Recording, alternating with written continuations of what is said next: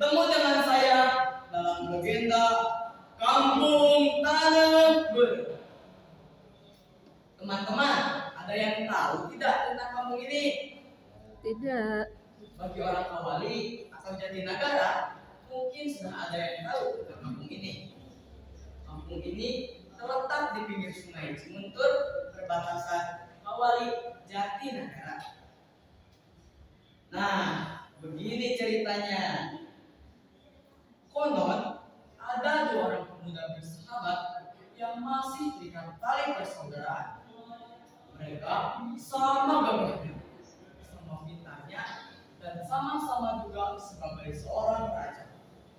Yang satu bernama Maharaja Sakti, raja dari wilayah Kawali, dan yang satunya lagi bernama Panji Boma, raja dari wilayah Dayaluhur.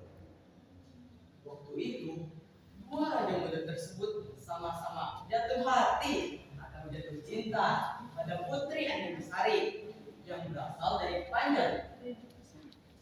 Dua-duanya sama-sama melamar putri Anjasari. Karena dua-duanya melamar sang putri, Prabu Panjalu membuat sebuah sayembara di mana dalam waktu yang sudah disepakati, siapa saja yang sampai lebih dulu ke keraton Panjalu itu yang akan dinikahkan dengan putri Anjasari. Waktu itu, akhirnya dalam waktu yang sudah disepakati, dua raja muda tersebut pergi menuju Panjalu untuk memenuhi sayembara.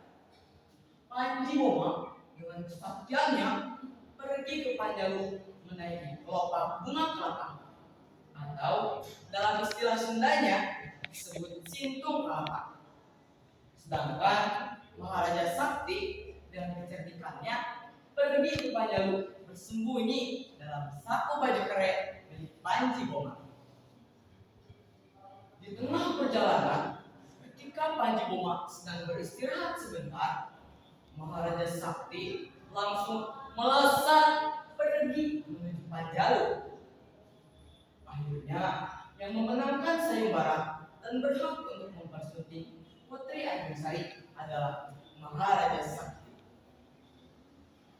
Setelah ditetapkan yang memenangkan sayembara dan berhak untuk mempersunting putri Anjasari adalah Maharaja Sakti, dua raja muda tersebut kembali ke daerah asalnya masing-masing untuk mempersiapkan pernikahan Maharaja Sakti dengan putri Anjasari. Di tengah perjalanan pulang, Panji Boma bertanya pada Maharaja Sakti, "Ki Adi, bagaimana caranya Ki Adi bisa sampai lebih dulu ke keraton Panjalu?"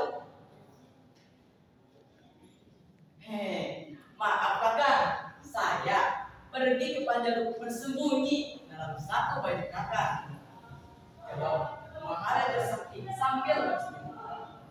"Apa? Bersembunyi dalam baju kakak? Kalau begitu Ki Adi curang," jawab Panji Boma. "Loh, curang bagaimana kakak? Itu kan menggunakan akal," jawab Maharaja Sakti.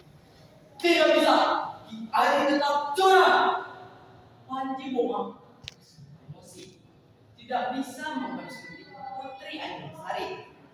Akhirnya, dua raja muda tersebut menjadi bertengkar sampai bertarung hebat mengeluarkan kesaktiannya masing-masing.